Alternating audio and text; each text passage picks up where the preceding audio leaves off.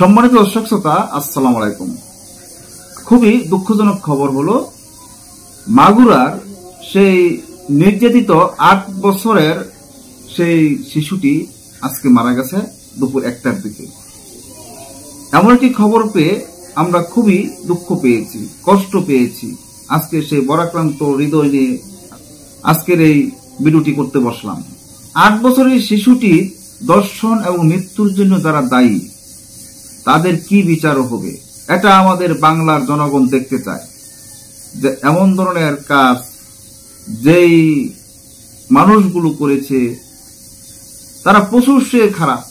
এই পশুর চেয়ে খারাপ এই লোকগুলোর কি বিচার হওয়া প্রয়োজন। আজকে আসিফ নজরুল স্যার বলেছেন, আসিয়া দর্শন ও হত্যা মামলার বিচার 7 দিনের মধ্যে শুরু। আজকে আমাদের বাংলাদেশের মানুষ এই আসিয়া দর্শনের খবরটি শুনে তীব্র প্রতিবাদ জানিয়েছে। প্রত্যেকটি নেতাকর্মী, প্রত্যেকটি দলের মানুষই এর তীব্র নিন্দা জানিয়েছে এবং প্রতিবাদ করেছে, তাদের বিচারের দাবি করেছেন। আজকে যে শিশুটি নির্যাতনের শিকার হয়েছেন, সেই শিশুটিকে আর বাঁচানো গেল না। এই শিশুটির মৃত্যুর জন্য যারা দায়ী, তাদের উপযুক্ত বিচারের দাবি করছেন সারা বাংলাদেশের মানুষ। যে আজকে আমাদের দেশে দর্শন, চুরি, ডাকাতি, ছিনতাই এই ধরনের কাজ বেশি বেশি হচ্ছে। আজকের জনপ্রিয় পত্রিকা কালের কণ্ঠে আসিফ নজরুল স্যার তাদের বিচার নিয়ে কিছু কথা বলেছেন। আইন উপদেষ্টা আসিফ নজরুল স্যার কি বলেছেন? আগামী 7 দিনের মাগুরার শিশু আসিয়া দর্শন ও হত্যা মামলার বিচার শুরু হবে বলে জানিয়েছেন অন্তর্বর্তী সরকারের আইন উপদেষ্টা আসিফ নজরুল।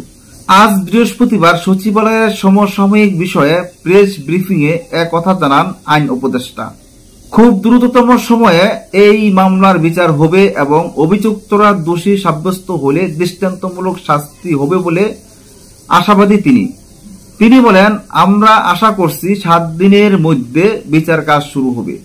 দর্শন মামলায় অতীতে বিচার কাজ শুরু হয়ে অব্যাহত শুনানির মাধ্যমে 7-8 দিনে বিচার কাজ শেষ হওয়ার নজির আছে। আইন উপদেষ্টা আরো বলেন, আমরা বিশেষ ব্যবস্থায় আজকেই পোস্টমর্টম নেওয়ার ব্যবস্থা করেছি। আজকেই পাওয়া যাবে। ডিএনএ রিপোর্ট একটা প্রক্রিয়ায় থাকে, আশা করছি আগামী 5 দিনের মধ্যে পেয়ে যাব। ডিএনএ স্যাম্পল কালেকশন হয়ে গেছে। ডিএনএ স্যাম্পল কালেকশন হয়ে গেছে। ইতিমধ্যে 12-13 জনের 161 ধারায় জবানবন্দি নেওয়া হয়েছে। এর আগে আজ দুপুর 1টার দিকে ঢাকা সম্মিলিত সামরিক হাসপাতালে চিকিৎসাধীন মাগুরার নির্যাতিত শিশুটি মারা যায়। আইএসপিআর এক সংবাদ বিজ্ঞপ্তিতে শিশু আসিয়ার মৃত্যুর বিষয়টি নিশ্চিত করে। শিশু আসিয়ার মৃত্যুতে শোক জানিয়েছে অন্তর্বর্তী সরকারের প্রধান উপদেষ্টা ডক্টর মোহাম্মদ ইউনূস। প্রধান উপদেষ্টা ডেপুটি প্রেস সেক্রেটারি অপূর্ব জাহাঙ্গীর জানান, প্রধান উপদেষ্টা নির্যাতনের ঘটনার সঙ্গে জড়িত আসামিদের দ্রুত বিচারের আওতায় নিয়ে আসার নির্দেশ দিয়েছেন। সম্মানিত দর্শক শ্রোতা, আজকে যে শিশু আসিয়া তার মৃত্যু হয়েছে, মৃত্যুর আগে তাকে কেমন ধরনের নির্যাতন করেছে, যে নির্যাতনের ফলে আজকে হাসপাতালে চিকিৎসাধীন অবস্থায় মারা যায়।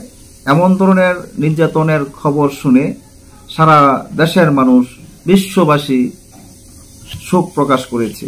যে মেয়েটির এখন খেলার বয়স, মায়ের কোলে থাকে, যে মেয়েটি ওন্না ছাড়াই চলতে পারে, আজকে সেই মেয়েটিকে এভাবে নির্মমভাবে দর্শন করে তাকে মৃত্যুর কোলে ঠেলে দিয়েছে।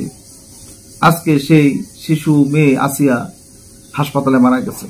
তাদের কি বিচার হওয়া প্রয়োজন, এটি আপনাদের কাছে প্রশ্ন।